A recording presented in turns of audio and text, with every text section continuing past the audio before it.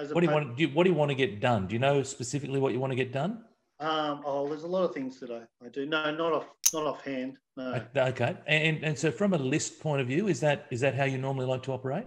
Yeah, I do, but I tend to write too many things, so I don't get them all done. So, but I'd like to leave them there, and then I carry them over to the next day, and I just rewrite them, because otherwise I write them as I think about them, so I don't lose them. Can I give you a bit of advice there? And I said it similar with Kamal. Yes. Instead of having a to-do list, yes, put it into your calendar.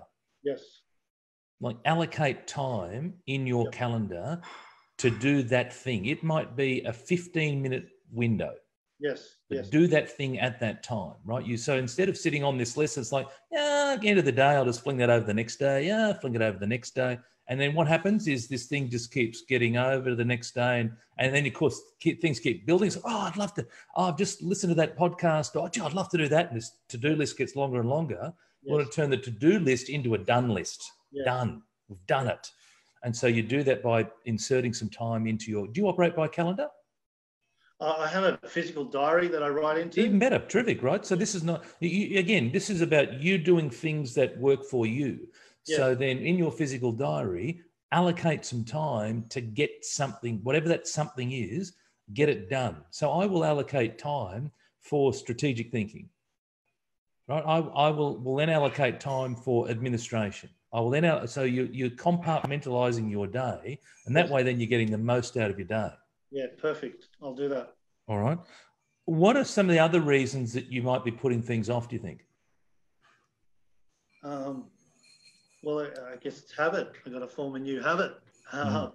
It's just what, how I just tend to do things. I just tend to do the easier things first. Like that's a 5-minute job, so I'll do that and I'll get more done. But the actual big ticket item gets put off to the next day, or you only spend 15 minutes on it when it really needs an hour. Yeah. So that's what I'm saying to this point. You just give me a good tip there, so I'll put it in the diary, and so tomorrow I'll be top of the list. And, done. It'll change to done. It's really interesting. It's like we all tend to, and Tony, I'd love to get your thoughts on this. We all tend to do the have tos rather than the want tos. Yes, I call it urgent and important. Yep. So, yep. And that is super interesting for all of us. I guess the message for everyone that is watching right now is, be aware of like the have tos and want tos. And, and you're talking about having some time or making some time or scheduling in some time to actually look to the want tos, because that's where it's going to, project us from here to up here in where we want to really go. Because if we're doing the daily task, it's just going to be, that habit that of what we're doing, and it's just the routine of what we're in. But we're not going to elevate ourselves to that next level until we do the want tos. Yeah, and this is why, you hear the saying of people who hit rock bottom. When they hit rock bottom, they all of a sudden, pull their socks up and decide to do something different. Why? Because it's urgent, right? It's become incredibly urgent. So, hey, I've just had a heart attack. I'm now going to get serious with my health. Hey, I've gone and lost all my money. I'm now going to figure out how I can make more money. And what I'm saying to people is that's nonsense. You don't want to hit rock bottom before you start to make a change. And so that's the whole urgent thing. It's like it's become so urgent now, I've got to do this thing. And it doesn't have to be things as severe as losing your money and heart attack. It can just be, like Greg was saying, it's like this audit, this health audit that he has, he's known it's been there. And now it's like, oh my gosh, there's a date there. Hey, I better pull my socks up and I better get this done. And great, Greg, you said it's 3 weeks into the future. So good on you for getting onto it now. There'd be a lot of people who'd be leaving it until, a couple of days before, and then it would just be absolute pandemonium. There would be high levels of stress, high levels of anxiety. Why? Why? Why are we doing this, right? Yep. And so the idea is to create, to have the important things, but focus differently. So the whole idea of procrastination. So why do we procrastinate, right? Procrastination is linked to fear. And we procrastinate because our mind has one role, and that role is designed to keep us safe, to allow us to survive our way through life. And when there's something that's fearful, right? So at the highest level, let me go back. At the highest level, there's two types of fear. There's danger and there's irrational fear. Danger is I'm in genuine danger. Genuine danger, a car's going to run me over. Genuine danger, there's a robber with a gun, whatever it might be. Genuine danger. You want the emotion of fear to kick in. That's the whole idea of it, right? But there's a rational fear, right? And all these other stories that we make up around public speaking, asking boys or girls out, putting in low offers with agents, et cetera, that's all a rational fear, right? But what's happened is, because of fear, we're avoiding something. We're placing some pain with that. So if you talk about, we're all in business, doing a sales call. I've got this sales call to do, and I know that if I do this sales call, then I'm going to generate some business from that sales call, but I'm also fearful that I'm going to get rejected. I'm also fearful that I'm going to be asked questions that I may not be able to have the answer. And if they say no, or whatever it might be, so I'm fearful of doing that. Instead, I'm going to go and clean my desk. Now, I mightn't enjoy cleaning my desk, but by golly, it's far more enjoyable than having that phone call where I might get rejected, because I'm associating a lot of pain with that, right? So the way that which you work through procrastination is you project into the future. And so you say to yourself, like, for example, you, Greg, you say to yourself, well, hang on a second. If I don't pull my socks up and get this audit done, then in 3 weeks' time, it's going to be disastrous. And if I don't pass the audit, then that might mean I've got to close down, or I might have to go and spend more money to fix it up, or, I'm making things up, right? No, but the point is, there you go, right? So now what's happening is it's like, I've got to pull my socks up, yes, and I've got to get going, yes, right? And so you apply a lot of pain to that, right? And use pain to cause you to take some action. Let's use other examples in business. It's like, I know I should be making those sales calls. In 12 months' time, if I haven't made those sales calls, what's going to happen to my business? Perhaps my business is no longer.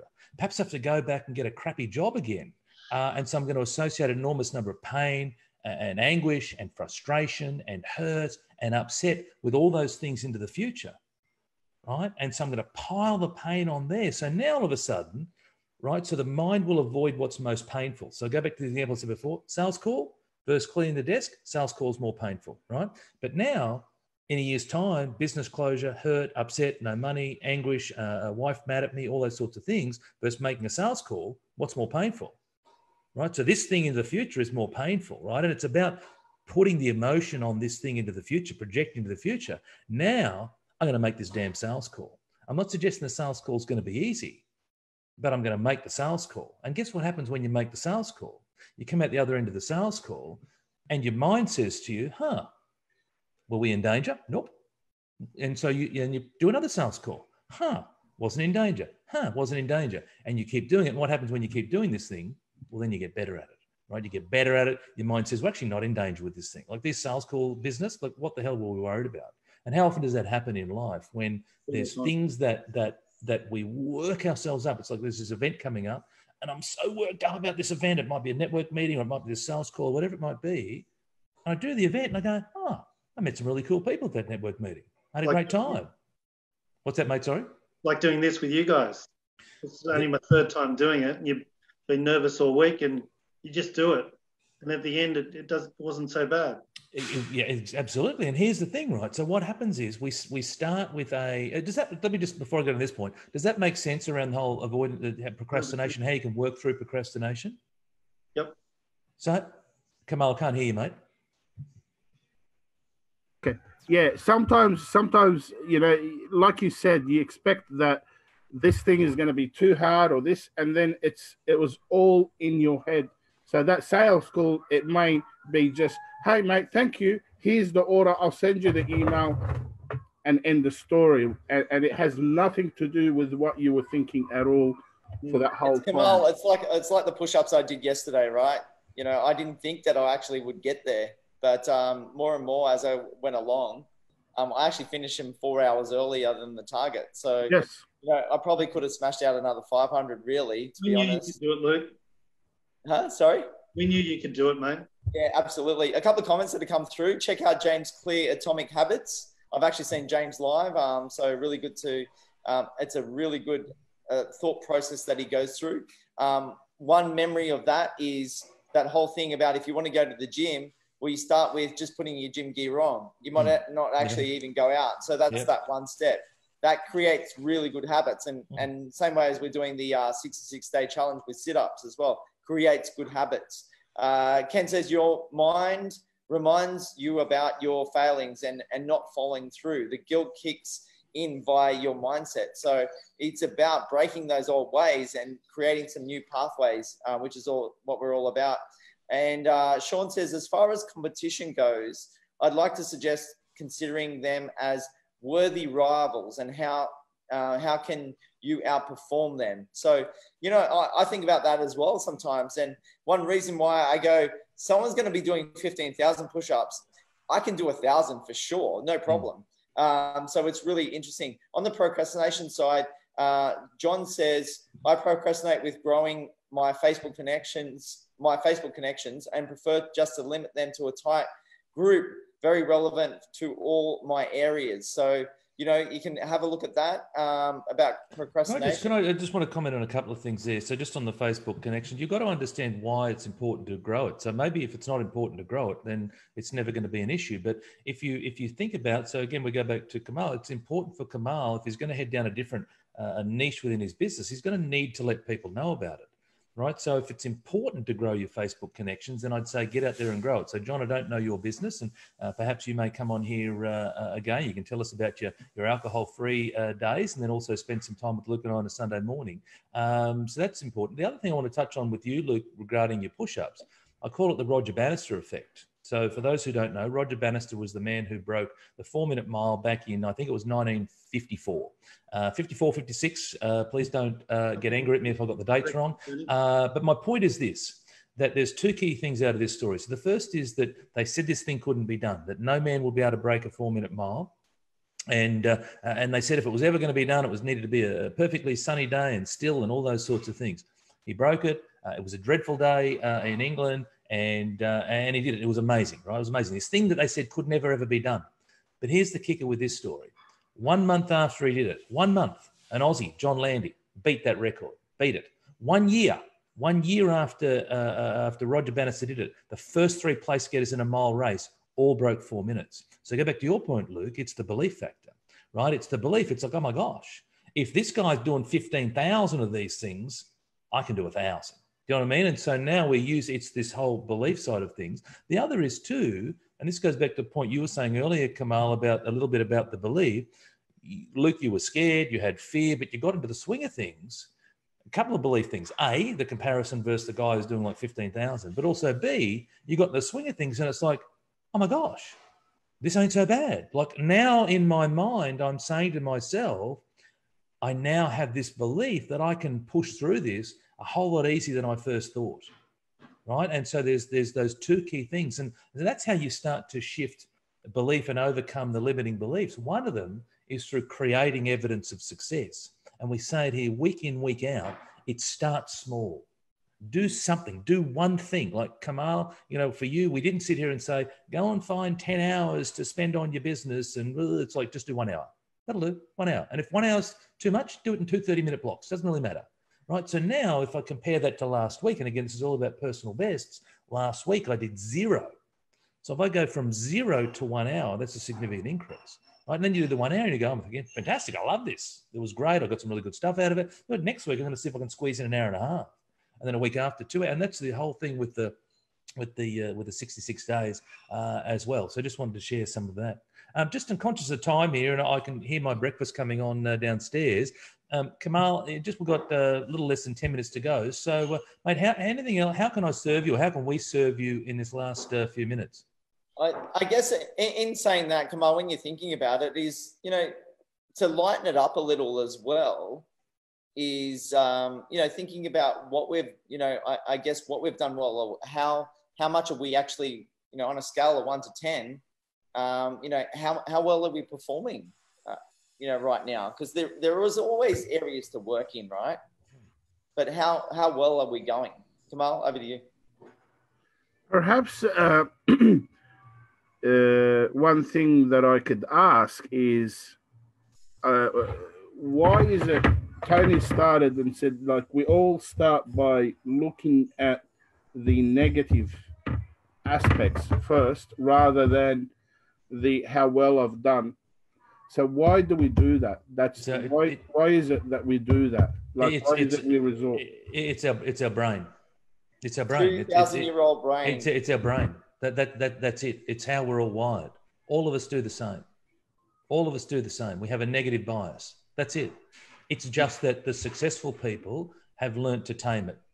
The successful people, because you can truly have whatever you want, right? Doesn't mean that I don't have negative thoughts come into my head. It doesn't mean that I don't have fears come into my head. I have all of them, right? I have the same human frailties that everyone does, but it's also about learning to push beyond that.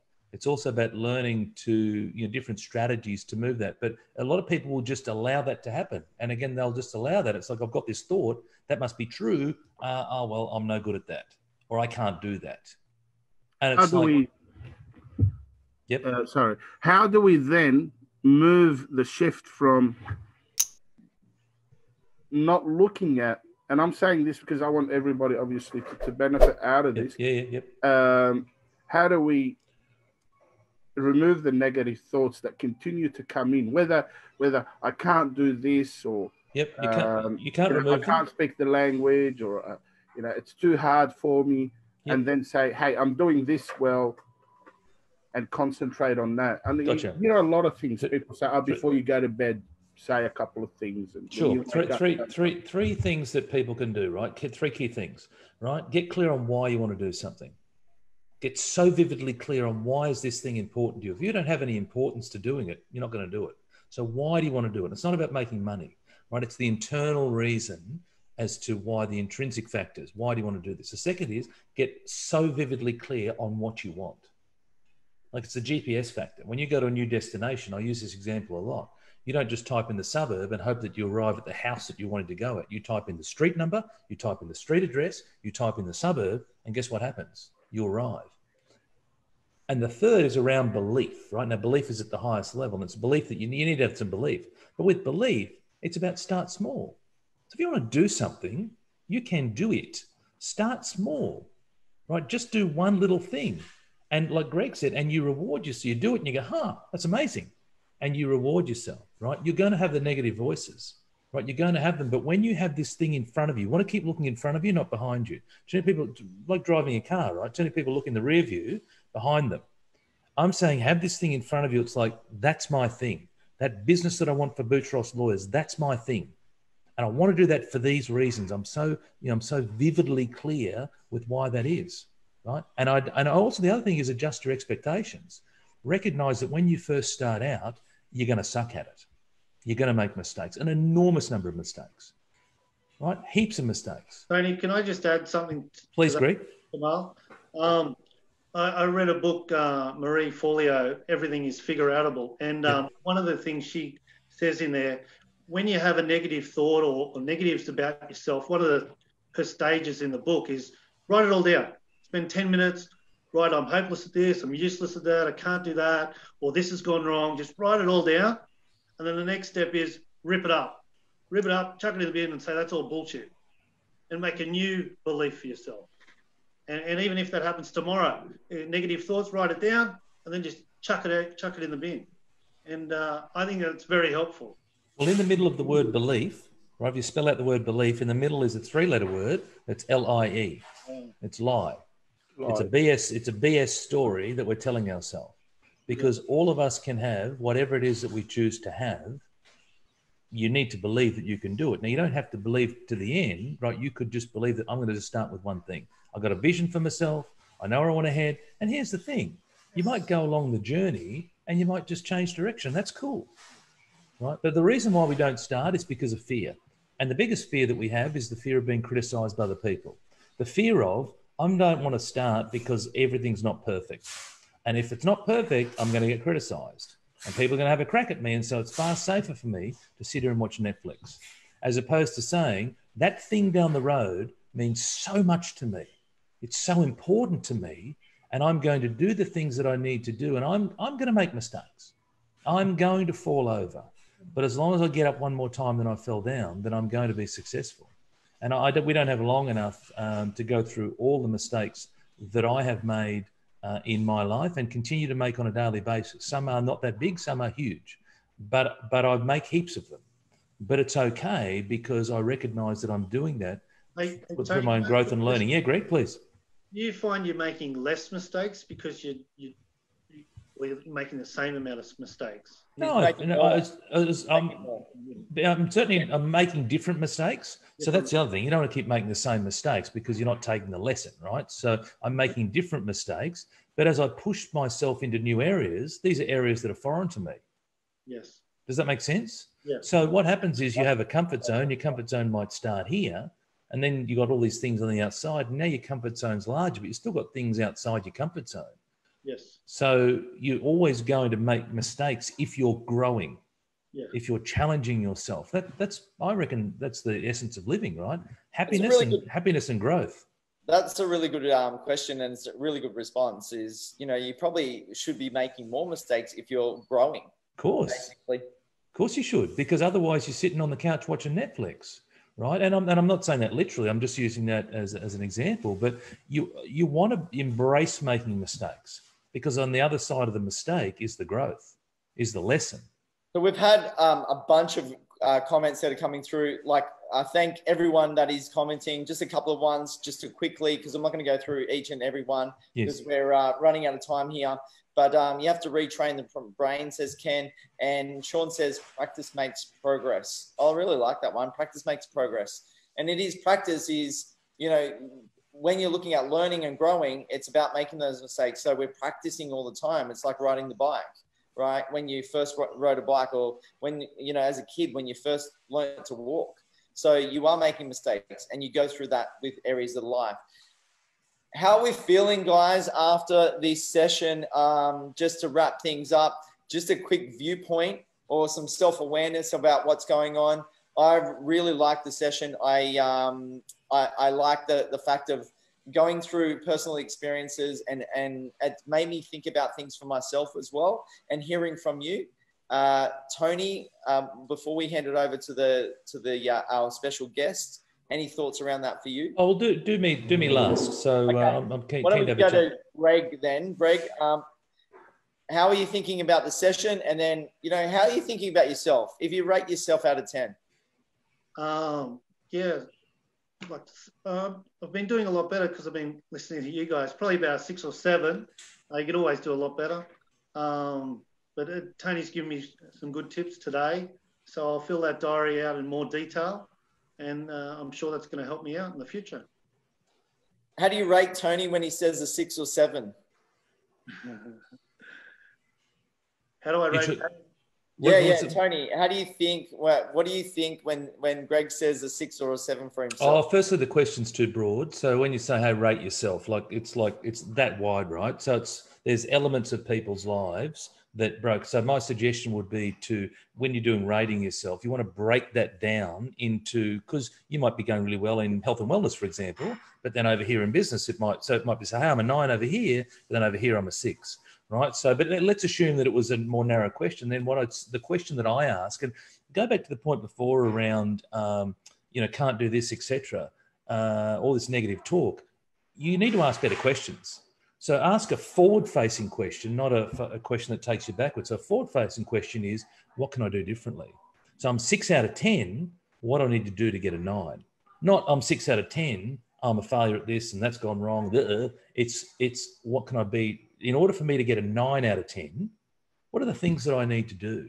I need to do this. I need to do this. I need to do this. Does that make sense? And so you want to keep asking forward-facing questions, growth questions, as opposed to closed questions. Yes. Yeah, and it's interesting. I guess for me, it's about responses to things and belief in yourself as well. So that sort of triggers me when you are asked those broad questions, or where you have to sort of rate yourself, where people kind of deflect to, maybe a 6 or 7, like Greg said. No offense to you, Greg, but can you see where I'm coming from in terms of the belief about yourself? Yeah. Imagine where before we were doing the 66-day challenge, and I know we went through all ideas and suggestions about how what you accomplished out of that, not only with the physical element, but everything else in your life, you really lifted up huge. Yeah. So, I think it's really interesting when people do respond in that way. Is there a belief thing for you that requires a little bit more work? Yeah, I think so. I think I do put limits on myself. Absolutely. And I know you can redefine them, but it's easy to say, but it takes some practice to do. Yeah, and absolutely. And look, we haven't got long enough today to go through it, but absolutely, it's all about releasing the limits, because the limits only exist here, right? So, so thank you, Greg. I appreciate it. Kamal, Kamal? What about you, mate? Okay, so like Tony said, there's a lot of different areas one can rate themselves, but I'm going to take this opportunity and say I'm going to rate myself before and after this session about what we discussed, like the topic of this mindset of moving forward. So before I started, I'd say a 5 to a 6. Now it's a 7 to an 8, as to I know now what I need to do in this week. And it's a small goal, putting the hour. And not only am I going to put in the hour, Kamal, I'm going to say exactly what I'm going to do in this hour. And make myself accountable. I will post after we finish, and I'll look at my calendar, and my kids give me 5 minutes. Even better. I'll give you the date and time as well. I love it. I love in the comment section. So. Yeah, perfect. I love it. Well done, mate. Well, firstly, thank you. So if I could just wrap up, and I'm conscious that my breakfast is waiting. I just want to say thank you to both of you. It's been a real thrill for me to be able to firstly get to. I haven't met you guys before, right? So I've seen all the comments, and I've seen you here, there, and everywhere. But to speak to you personally has been a real privilege for me. And it's I've enjoyed going through and just understanding a little bit about what it is that you do, and seeing if I could help you in a number of different ways. Obviously, we didn't go real deep, but we gave you enough things that you can start to progress over the next week. Progression is better than perfection. Always, always, always remember that. If you just do one more thing, it doesn't matter what that thing is. It doesn't matter if it's health and wellness or sales calls or whatever it might be. Just do one more thing. And if we all take that approach, if we do one more in a week, then that's 52 in a year. If you do one more in a day, that's 365 in a year. It's just one more thing. If you take that approach, then you'll be phenomenally successful. Well, just so you know. What? Tony's conscious of time. Your ice cream won't go cold, Tony. I'm not having ice cream for breakfast. In Queensland, it will. It's hot food. That'd be a good way to wrap it up. I think, we can all take one thing away from this session. Hopefully everyone in the audience has as well. It's been a really good session. Special thank you to Kamal and Greg. Thank you. And Tony with all these insights around that. Sorry, Greg. Thank you. Welcome. Thanks, guys. All right, guys, we'll wrap it up for today. Thank you so much. If someone wants to come on here next week, then reach out to Luke. He does all the bookings. Reach out to him, and we'll do it again next week. Thanks, guys. Thank you. Zero ownership from Tony. That's what we love. No, it's called delegation. It's called Luke, it's called delegation. Bye, guys. Bye. Thank you.